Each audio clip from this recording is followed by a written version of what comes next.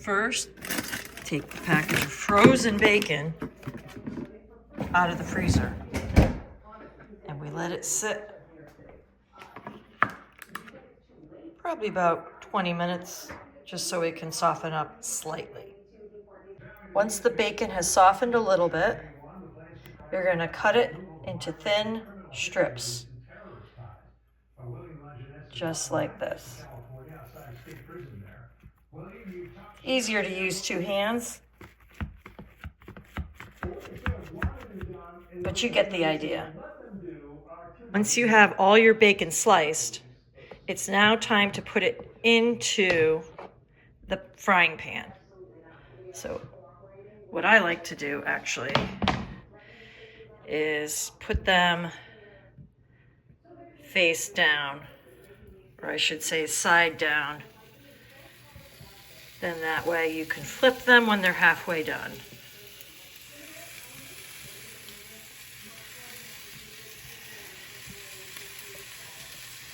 So it's going to fry one side.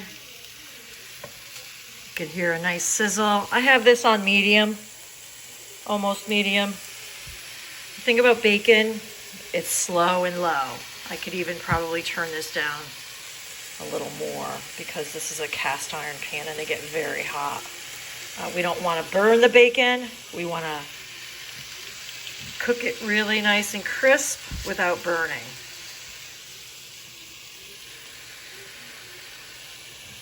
So once we have them all in the pan, we let them cook. Don't cover it because you don't want any moisture to keep that bacon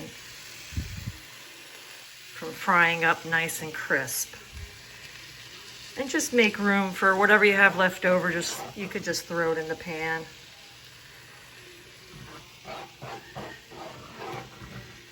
But what we're looking for are little bits of bacon. And some people cook it into strips and then chop it up. I just think this is the way my mom taught me, and it seems to work the best. So this is the way we do it. After a few minutes, you can just break up all of those columns of bacon that you had in the pan, and this is just going to help get this bacon nice and crispy. We're watching our bacon. You want to make sure you give it a good stir so that all the pieces get cooked evenly. There is going to be a lot of fat, which we want to drain off some of the fat while it's cooking so that the bacon will crisp up a little bit better. So right now, there's not enough to drain.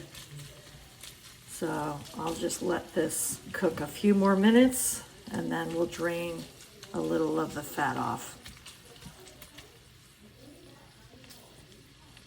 Once the bacon starts to brown up a little bit and there's a lot of fat you're starting to see in the pan, which you can't see because I need two hands to do this portion of it. You're basically going to push the bacon all the way to the top of the pan so that the fat is going to drain downwards. And we're going to skim off some of this fat so that the bacon can brown up better. Otherwise, you're just going to have soggy bacon. So what I do is I use a lid of a pot. I put the bacon up against the lid and you'll see all of this fat draining to the bottom. So you want to elevate the back side of the pan so the bacon drippings come down. But you don't want to take a long time doing this because you want to keep that pan hot. What I'm going to do is take a bowl or a pan and just scoop out with a spoon. I don't have a bigger spoon, unfortunately. but you just want to take these bacon drippings and put them in a bowl or a pan, a cool pan. It doesn't have to be a hot pan, of course. Okay, we're getting toward the bottom, which is great. We want to be as quick as possible with this step. And we just want to get all of the bacon fat that's already been rendered out of this pan. Okay, I think I got most of it. Then we're going to return the bacon back to the heat. I just drained my bacon a second time of the fat. And you can see the bacon is getting really nice and crispy, and it's almost done. So maybe just like a couple more minutes. I would say 2 minutes tops. As you can see, some pieces haven't quite fully rendered.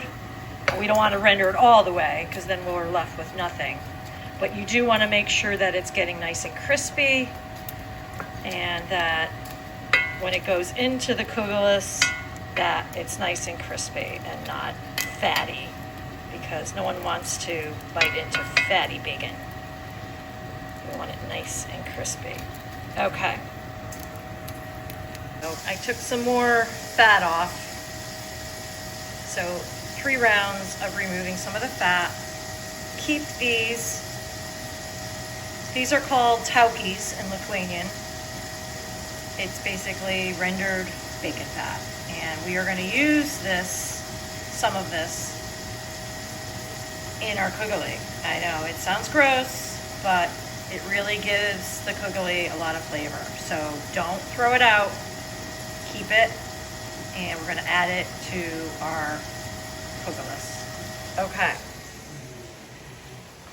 Here is the done bacon. Nice and crispy, just the way we want it.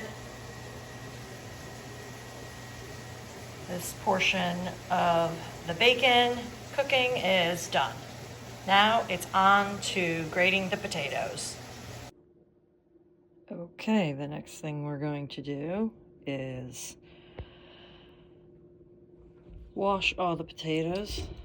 You don't have to do this because you're going to be peeling off your skins. Unless you don't want to. It's totally up to you. I leave the skins on because I have this nifty machine that grates the potatoes. But since you don't have this machine, you're going to have to grate them by hand. And what you would do if you grate them by hand is take the skins off with the peeler. So you peel your potatoes and then you grate them. But me, I'm leaving the skins on, so I'm going to rinse these babies really well and get them put through the machine. Next, you're going to cut up 2 large onions. For you, you're going to dice them. Mine are going into the machine. Next, we are going to crack our eggs. I am adding in 1 can of evaporated milk. Make sure that all comes out. And I am just going to beat this with a whisk.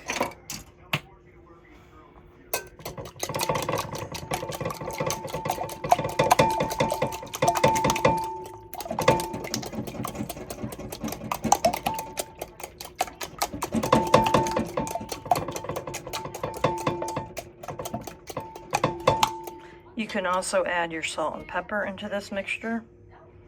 And I also like to add in the bacon grease. So I'm going to add in a little of that. There we are. And I'm just going to mix that in really good.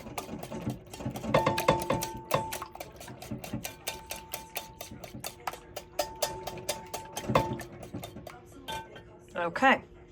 I have my onions bacon that we already pre-cooked yesterday, and my pile of potatoes, all washed with the skins on. Now again, it's up to you if you want to keep the skins on because you're going to be grating these by hand.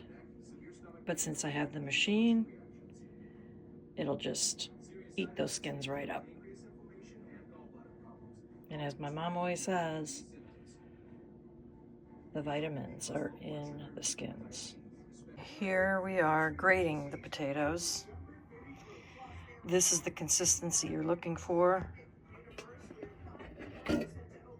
when you're doing this by hand.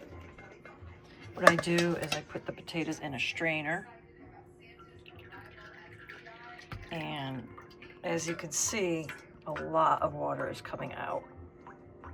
And I have it dripping into a bowl because we need to separate the water from the starch. We're going to pour the water down the drain, but the starch that's left over in the bowl, we want to put back into the potato mixture.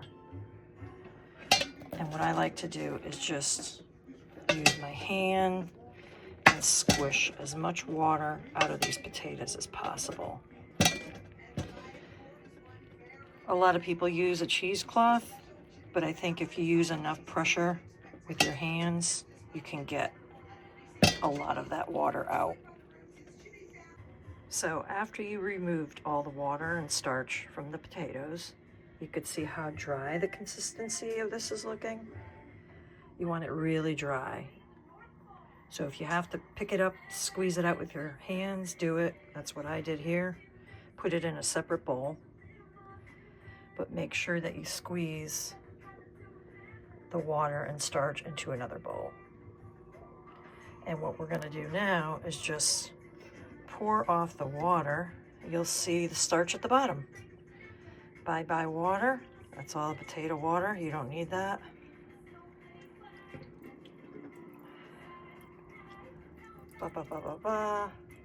Try to get as much water out, but keep as much starch as possible. That's all your starch. And we are gonna put that right into the grated potatoes here. Okay, can't do it with one hand, but you get the idea. Okay, now that the starch is back into potatoes, just mix it with your hand real good.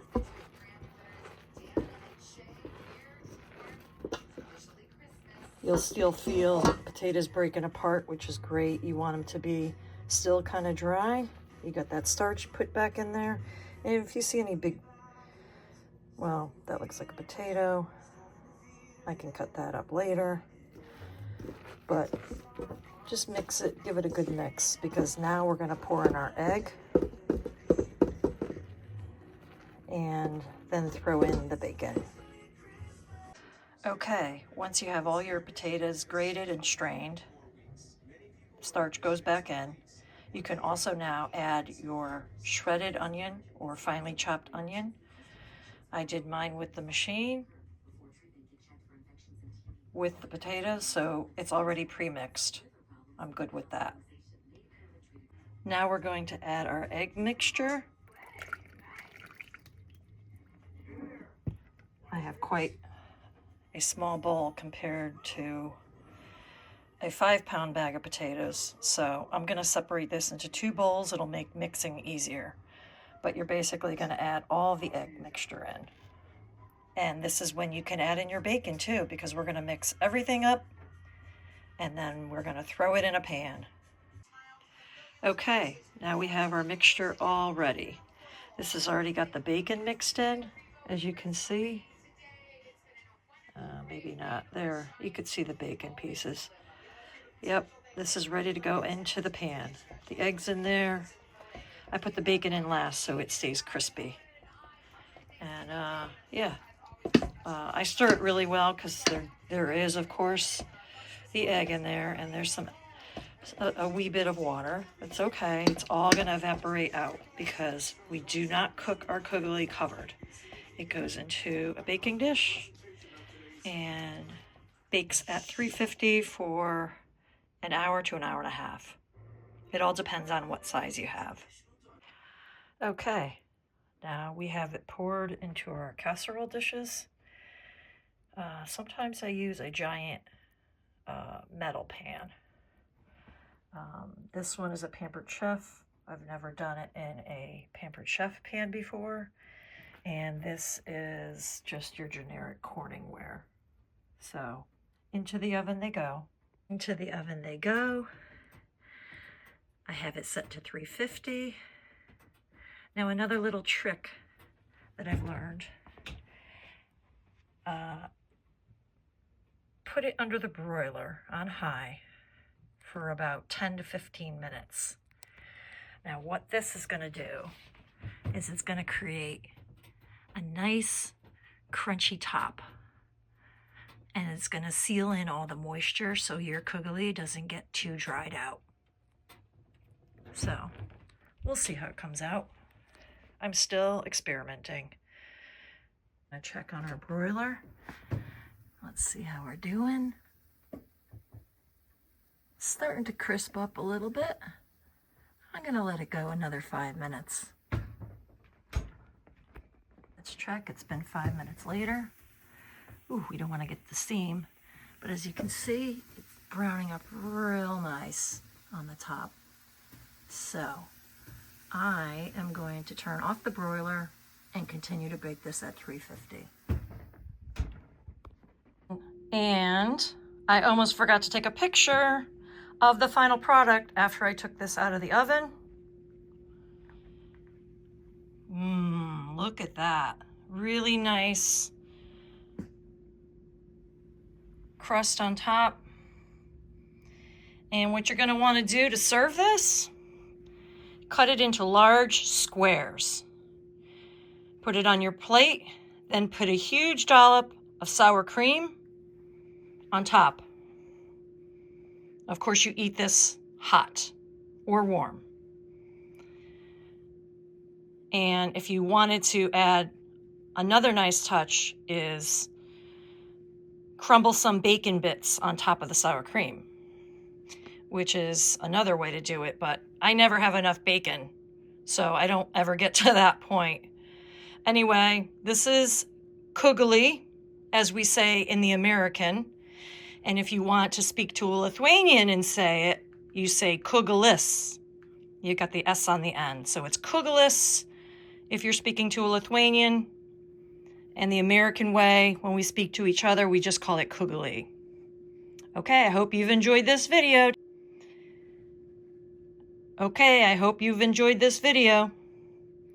Another great thing to do with the leftovers is to cut it into slices and fry it up in the pan for breakfast, or for any occasion really.